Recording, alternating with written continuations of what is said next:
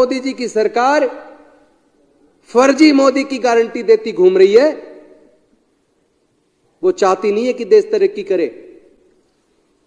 एक तरफ हम सपना देखते हैं कि भारत विश्व गुरु बने, दुनिया का नंबर 1 राष्ट्र बने, लेकिन प्रधानमंत्री जी अपने दोस्त को दुनिया का नंबर 1 अमीर आदमी बनाने के चक्कर में पूरे देश को गरीब कर रहे हैं।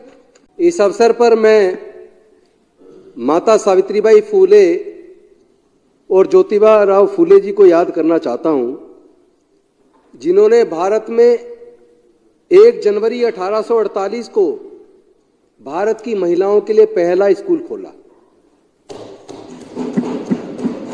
और इसलिए याद करना चाहता हूं कि उससे पहले भारत में महिलाओं को पढ़ने का कोई अधिकार नहीं था, उनके लिए पढ़ने के लिए कोई स्कूल न था। डॉक्टर बाबा साहेब अंबेडकर जी ने कहा था कि अगर किसी समाज की तरक्की के पैमाने को मापना हो तो उस समाज की महिलाओं की तरक्की और उनके एजुकेशन को एक बार देख लो तो समाज का आईना सामने आ जाएगा कि समाज ने कितनी तरक्की की है। माता सावित्रीबाई फूले जी ने फातिमा शेख जी की मदद से 1 जनवरी 1848 को फुलेवाड़ा में पूना के अंदर भारत की महिलाओं के लिए पहला स्कूल खोला। और आज मुझे शर्म आ रही है कि केंद्र की सरकार ने एजुकेशन के बजट को घटाते घटाते 2.9% के आसपास कर दिया। 2.9 के करीब आप चेक कर लीजिए। एक तरफ दिल्ली की सरकार है जिसने एजुकेशन पे लगभग 21% बजट देकर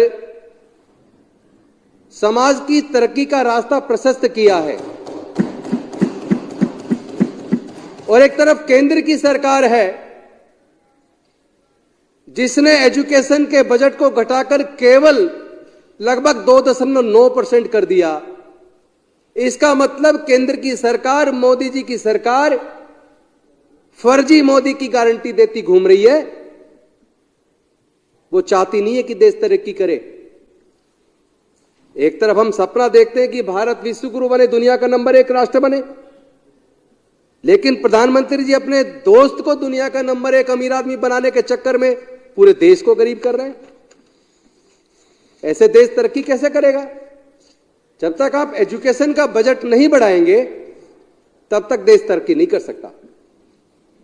और मुझे आज शर्म इसलिए ज्यादा आ रही है, एक समय देश की सरकारों ने तय किया था कि चूंकि बच्चों को दूर स्कूल जाना पड़ता है, कई कई किलोमीटर पैदल चलकर, तो विशेष रूप से 8-8, 10-10 किलोमीटर दूर लड़कियां पढ़ने नहीं जा सकती। लड़के तो दूर की बात, लड़के भी नहीं उतनी मात्रा में जा सकते। इसलिए सरकारों ने तय किया था कि गांव-गांव में स्कूल खोलो ताकि लड़कियां पढ़ सके और लोग ज्यादा से ज्यादा अपने बच्चों की पढ़ाई पर ध्यान दें। लेकिन मुझे आज बड़ा दुख है, दुख और पेन के साथ मैं कह रहा हूं, आई एम रियली पेन्ड, बड़े दुखी मन से कह रहा हूं। केंद्र की सरकार ने न्यू एजुकेशन पॉलिसी के अंदर स्कूलों को मर्ज करने की स्कीम लाकर कई कई गांव के स्कूलों को बंद करके एक स्कूल बनाकर फिर से वो पुरानी स्थिति वापस लौटा दी, जहां बच्चों को 6-6, 7-7 किलोमीटर पैदल चलना पड़ेगा, जिसकी वजह से बच्चे पढ़ाई को छोड़ देंगे। क्या हम भारत को फिर से 18वीं शताब्दी में ले जाना चाहते हैं? क्या हम इस तरह भारत को विश्व गुरु बनाना चाहते हैं? आपकी नीयत है ही नहीं कि भारत तरक्की करे। एक तरफ आपने एजुकेशन को देश की कमजोर कर दिया, दूसरी तरफ पिछले 15 से 20 सालों में पूरे देश के अंदर, माननीय अध्यक्षा महोदय, 15 से 20 सालों में 2.25 लाख सरकारी स्कूल बंद हो गए। हम देश को किधर ले जाना चाह रहे हैं? यह विश्व गुरु बनाने का कार्य तो कतई नजर नहीं आता। लेकिन मैं धन्यवाद करूंगा अरविंद केजरीवाल सर का कि जब से 2015 में हमारी सरकार बनी है तब से लगातार एजुकेशन को, बजट को बढ़ाकर एजुकेशन पे हमने पूरे देश को किस तरह दुनिया में देश आगे बढ़ सकता, विश्वगुरु बन सकता है, उसका मार्ग दिल्ली ने प्रशस्त किया, अरविंद जी की सरकार ने प्रशस्त किया। और इस बार लगभग 21% बजट एजुकेशन पे दिया है। इसके लिए मैं अरविंद जी का भी और हमारी बहन शिक्षा मंत्री आतिशी जी का भी हृदय की गहराइयों से आभार व्यक्त करता हूं। इसके साथ साथ अगर मानव का शरीर स्वस्थ नहीं है तो उसका दिमाग भी स्वस्थ नहीं हो सकता। यह बड़े दुख की बात है कि पूरे देश का हेल्थ के ऊपर 2% से भी कम बजट है केंद्र सरकार का। यह कितनी शर्मनाक बात है। ऐसे अगर लोगों के स्वास्थ्य के साथ खिलवाड़ किया जाएगा, उनके स्वास्थ्य के लिए पर्याप्त बजट नहीं होगा, और एक तरफ आयुष्मान योजना की बात कर रहे हैं लेकिन उसमें टर्म कंडीशंस ऐसी हैं कि लोग उसका फायदा ही नहीं उठा सकते।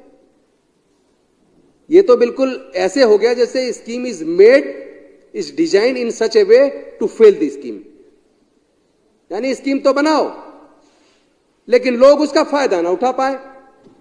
यह बिल्कुल उस प्रकार है। मैं आपको एक एग्जाम्पल देके बताता हूं। माननीय अध्यक्ष महोदय, केंद्र के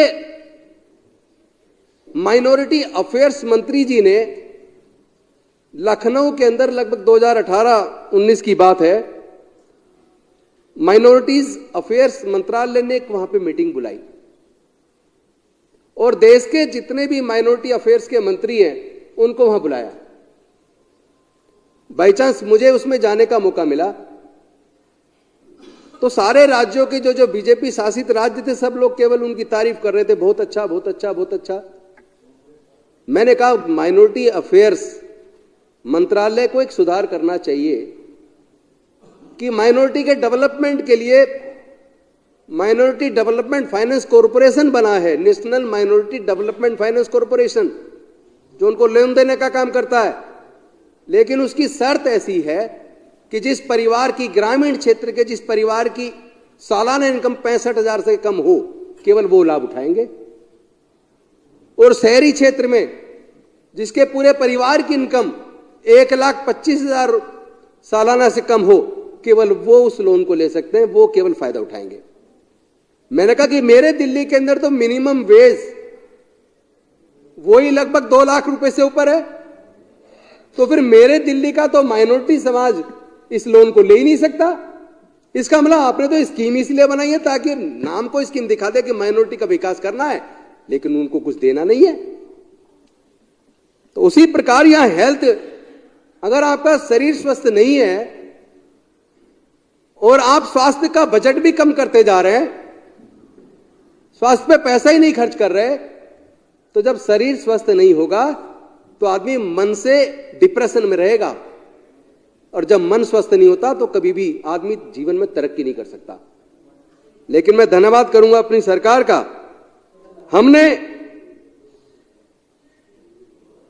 जहां केंद्र की सरकार ने 2% से भी कम हेल्थ पे बजट दिया, वहीं हमारी सरकार ने 11% से ज्यादा हेल्थ पर बजट दिया। दिल्ली के लोग स्वस्थ हो रहे हैं क्योंकि हम हेल्थ पे ज्यादा बजट दे रहे हैं, इसलिए दिल्ली के लोग स्वस्थ हो रहे हैं। इसी वजह से यही कारण है कि दिल्ली के लोगों की आय, प्रति व्यक्ति आय पूरे भारत में सबसे ज्यादा है। क्योंकि जब आदमी एजुकेट होगा, शरीर से स्वस्थ रहेगा, दिमाग अच्छा चलेगा, तो वो तरक्की के लिए काम करेगा।